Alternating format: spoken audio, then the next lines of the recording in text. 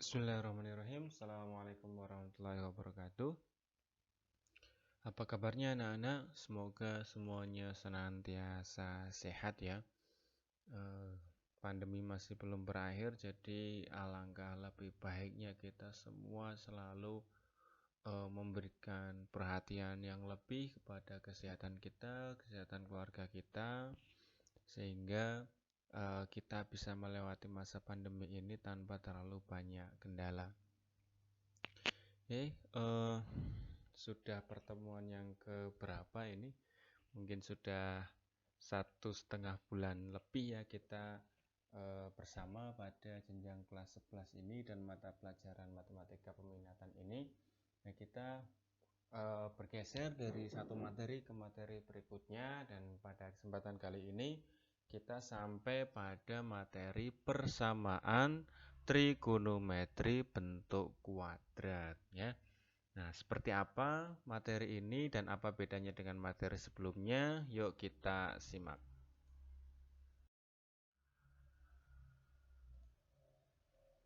Nah, sebelum kita ke materi bentuk kuadrat dari persamaan trigonometri, alangkah lebih baik kita mengingat beberapa hal karena nanti materi-materi ini akan kita pakai dalam proses perhitungan. Apa saja? Nah, sedikit penjelasannya. Bentuk persamaan terkadang memiliki pangkat 2 atau kuadrat. Pada bab trigonometri tentu membutuhkan langkah-langkah yang berbeda dengan persamaan kuadrat pada materi aljabar. Nah, beberapa hal yang perlu dipahami sebelum kita membahas persamaan trigonometri kuadrat ini adalah yang pertama, kita ingat bahwa nilai sin, ya di situ ada salah tulis ya, harusnya negatif 1 sampai 1 ya. Jadi di sini tadi belum saya rubah, ada kesalahan pengetikan. Harusnya tertulis negatif 1 sampai 1 untuk sinus. Untuk kosinus pun sama, dari negatif 1 sampai 1. Nah, ini harus kita pahami karena nanti kita akan ketemu pada satu persamaan yang dia tidak bernilai seperti itu. Maka dari itu kita harus pahami rentang nilai dari sinus maupun kosinus. Kita lanjutkan. Berikutnya ini ada identitas trigonometri. Nanti akan kita bahas secara lebih mendetail pada materi-materi berikutnya. Yang pertama adalah sin kuadrat X plus kuadrat plus cos kuadrat X sama dengan 1. Ini identitas trigonometri. Yang kedua adalah 1 ditambah tangen kuadrat X sama dengan secant kuadrat X. Nah, ini menjadi bekal bagi kita untuk nanti melanjutkan pada materi bagian ini. Kita lanjut. Nah, bagian inti kita akan menggunakan dua konsep ya secara prinsipnya, yang nanti perlu kita buka kembali, kita ingat kembali apakah materi tersebut kita sudah memahami secara kuat seperti itu. Apa aja? Yang pertama adalah bentuk ax kuadrat plus bx plus c. Dengan cara pengerjaannya ini adalah materi di kelas 8 SMP. Yang kedua adalah sin X sama dengan A dan cos X sama dengan A. Ini adalah materi di bagian subbab sebelum ini ya. Jadi kita menambahkan ilmu lama yaitu bentuk A X kuadrat plus BX plus C sama dengan 0 yang kita kombinasikan dengan materi sebelum ini yaitu bentuk persamaan trigonometri sin X sama dengan A dan cos X sama dengan A. Nah, untuk lebih jelasnya, mari kita simak contoh berikut ini. Nah, contohnya adalah tentukan himpunan penyelesaian dari cos kuadrat X dikurangi cos X dikurangi 2 sama dengan 0 pada selang X di antara nilai 0 derajat sampai 360 derajat. Kita lanjut ke penyelesaiannya. Yang pertama ya, ini bersifat untuk menyederhanakan penulisan gitu kan, sehingga nanti kita lebih mudah dalam memahami bentuk penyelesaiannya dan kita lebih mudah dalam mengerjakannya. maka kita akan merubah dulu misalkan cos X ya. Ini maksudnya cos X ya sama dengan P ya, bukan cos kuadrat X karena nanti cos X-nya nanti akan bernilai yang berbeda ketika di sini yang misalkan P adalah cos kuadrat. Nah, maka ketika cos X itu dimisalkan P, maka di sini menjadi P kuadrat ya. Ini ada kesalahan penulisan seperti itu. Min cos X ya berarti menjadi min P, dan min 2 tetap min 2 sama dengan 0. Nah, berikutnya ini sudah sama bentuknya dengan materi kelas 8 SMP yang tadi saya singgung di awal. Penyelesaiannya adalah kita faktorkan, di mana kita memperoleh faktor P dikurangi 2 dengan P ditambah 1. Dan kalau kita faktorkan maka nilai P1-nya adalah 2 dan P2-nya adalah negatif 1. Seperti itu. Perhitungan seperti ini dan bagaimana cara memfaktorkannya silahkan dibuka kembali di materi kelas 8 SMP atau mencari video-video lain yang relevan seperti itu untuk menunjang pemahaman kembali materi ini. Nah, kita lanjutkan. Tadi kita mendapat nilai P1 sama dengan 2 dan P2 sama dengan negatif 1. Ya, kita perlu ingat bahwa kita kembalikan ya, cos X-nya sama dengan 2 atau cos X sama dengan min 1. Nah, di sini kita ingat tadi rentang nilai cos berapa ya. Karena rentang nilai cos adalah negatif 1 sampai 1, maka cos X sama dengan 2 tidak memenuhi syarat. Artinya apa? Cos X sama dengan 2 ya, kita berhenti di situ, tidak usah kita lanjutkan ke perhitungan. Nah, yang kita lanjutkan ke perhitungan adalah cos X sama dengan negatif 1 ya ini ya. Nah, langkah yang kedua adalah menggunakan persamaan yang bentuknya cos X sama dengan A untuk menemukan himpunan penyelesaian. Detailnya adalah kita dapat cos X sama dengan min 1 diinverskan, maka kita dapat sudut 180 derajat. Berikutnya X1-nya ya kan, rumus padaan dari cos adalah 180 atau A plus K kali 360 derajat. K-nya 0, kita dapat 180. Kita coba lagi yang kedua, padaannya yaitu min A plus K kali 360 derajat. Kalau K-nya 0, maka kita dapat nilai negatif 180 derajat. Dan ini tidak memenuhi batas ya. Analisisnya langsung saya sampaikan di sini ya, sehingga nanti kita menyingkat dalam proses pengerjaan. Boleh? Boleh. Nah, berikutnya yang ketiga, A plus K kali 360 derajat. Kalau K-nya 1, maka kita memperoleh nilai 540 derajat. Dan ini pun sudah melampaui batas. Sehingga ya kita memperoleh nilai 180, min 180 dan 540. Jelas yang memenuhi yang terdapat pada rentang interval yang dikehendaki soal adalah 180 derajat saja. Maka himpunan penyelesaiannya kita tulis 180 derajat, selesai di sini. Ini untuk soal nomor 1 tadi ya, contoh soal yang pertama. Dengan alur pengerjaannya, yang pertama agar lebih mudah dipahami, kita buat permisalan di mana misalkan cos X sama dengan satu huruf apa, misalkan P, boleh M, boleh N, dan lain sebagainya. Sehingga nanti kita mudah dalam mencari akarnya, baru kita kembalikan dan kita analisis dengan syarat tadi, berapa nilai cos, berapa nilai sinus, sehingga nanti kita mengetahui mana yang akar-akarnya itu bisa kita lanjutkan perhitungan ataupun yang tidak. Yuk kita lanjut ke soal berikutnya. Contoh soal yang kedua, tentukan himpunan penyelesaian dari 2 dikurangi 2 kali cos kuadrat X sama dengan sin X pada rentang 0 sampai 360 derajat. Nah, di sini sebelum kita mulai pengerjaan harus kita pahami bahwa perbandingan trigonometri yang ada itu satu macam saja, jangan dua. Kalau sin ya sin semua, kalau cos ya cos semua. Kalau campuran ya seperti ini pada soal ini, maka harus kita bawa kepada salah satu bentuknya seperti itu. Nah, seperti apa caranya? Kita lanjutkan.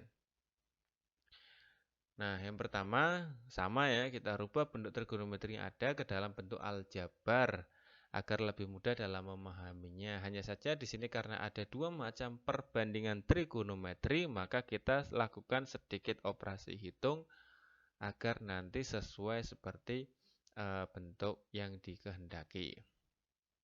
Nah, yang pertama ini saya tulis dulu. Nah, terus ini duanya saya keluarkan ya. Sehingga menjadi 2 kali kurung buka 1 dikurangi cos kuadrat X. Ini sifat apa?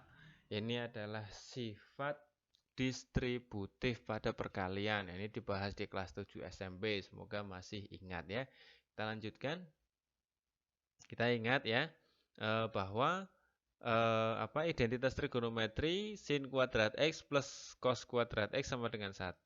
Nah, kalau kita pindahkan cosnya kepada ruas kanan, maka menjadi sin kuadrat X sama dengan 1 dikurangi cos kuadrat X. Dan bentuk ini sudah sama dengan yang di dalam kurung, maka bentuknya akan kita rubah menjadi 2 sin kuadrat X sama dengan sin X. Jadi di sini kita sudah mendapatkan perbandingan trigonometri yang sama, yaitu sinus semua. Nah, berikutnya paling kita cuma tinggal pindah ke dalam satu ruas dan kita memperoleh bentuk 2 kali sin kuadrat X dikurangi sin X. Ini yang akan kita ubah ke dalam bentuk aljabar dengan permisalan. Nah, di sini, ini ada salah cetak lagi ya. Misal kita rubah sin X sama dengan P, sehingga persamaannya berbentuk 2P kuadrat dikurangi P sama dengan 0. Nah, kita faktorkan pada slide selanjutnya. Nah, kita dapat nilai ini ya tadi ya. Berikutnya, kita keluarkan sama sifat distributif P kali kurung buka 2P min 1 kurung tutup sama dengan 0. Dan kita faktorkan, kita peroleh P1-nya 0 ya. Jadi di sini P sendiri ya langsung aja sama dengan 0. Berikutnya P2 sama dengan 1/2 berasal dari sini ya. 2P min 1 sama dengan 0. 2P sama dengan 1 dan P sama dengan setengah. Sengaja saya tidak cantumkan untuk melatih kalian dan juga untuk menyederhanakan proses perhitungan yang ada. Kita kembalikan ya, sin X sama dengan 0 atau sin X sama dengan 1/2. Nah, dari dua macam penyelesaian langkah pertama ini ternyata semuanya memungkinkan untuk menjadi nilai sinus. Maka dari itu kita lakukan langkah yang kedua ya dengan menyesuaikan pada masing-masing dari perbandingan yang ada. Nah, kita gunakan ini sama dengan bentuk sin X sama dengan A untuk melanjutkan. Nah, untuk sin X sama dengan 0, maka diinverskan, kita dapat 0 derajat. Nah, untuk X berbentuk A plus K kali 360, kalau K-nya sama dengan 0, kita dapat nilai 0. Untuk K-nya sama dengan 1, kita dapat 360 derajat. Nah, ketika X1-nya itu adalah 0 derajat, maka dia memenuhi atau berada di dalam batas interval, maka dia bagian dari solusi. Berikutnya yang kedua, nah ini harusnya X2 ya, 360 derajat juga memenuhi atau berada pada dalam rentang interval, maka dia juga solusi. Nah, untuk padaannya, ya, 180 derajat dikurangi A plus K kali 360 derajat. Saat K sama dengan 0, maka kita memperoleh 180 derajat. Saat K-nya sama dengan 1, maka memperoleh nilai 540 derajat. 180 masih di dalam rentang interval.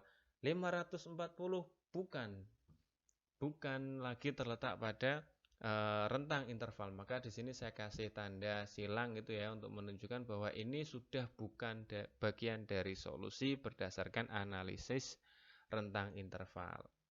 Kita lanjutkan ya, masih bagian yang kedua. Kalau tadi sin X sama dengan 0, kali ini sin X sama dengan setengah. Kita inverskan dulu dan kita dapat nilai 30 derajat. Terus pada rumus awalnya X1-nya kita dapat 30 saat K sama dengan 0. X2-nya ini salah cetak. Harusnya kita dapat nilai 390 dan ini juga melampaui batas interval. Saya kasih tanda silang yang artinya dia bukan solusi berikutnya. Nah, pada A-nya untuk 180 derajat dikurangi A, kita memperoleh nilai K sama dengan 0-nya 150. Dan untuk K sama dengan 1 jelas melebihi, maka di sini saya tidak cantumkan. Nah, maka himpunan penyelesaiannya adalah 0 tadi ya, terus 30 derajat ini, 150 derajat ini, terus 180 derajat pada slide sebelumnya, dan 360 derajat di slide sebelumnya juga di bagian terakhir ya. Jadi semua solusi pada bentuk persamaan soal yang kedua adalah 0 derajat, 30 derajat, 150 derajat, 180 derajat, dan 360 derajat. Selesai perhitungan seperti itu. Nah, ini untuk contoh soal nomor 2. Jadi langkahnya sama walaupun nanti bentuknya berbeda. Kalau tadi yang pertama bentuknya adalah cosinus, yang kedua adalah bentuknya sinus seperti itu. Nah, semoga bisa dipahami. Berikutnya untuk menambah kemampuan kita dalam mengerjakan soal, maka bisa disimak latihan soal pada slide berikut ini. Ya. Latihan soalnya ada 2.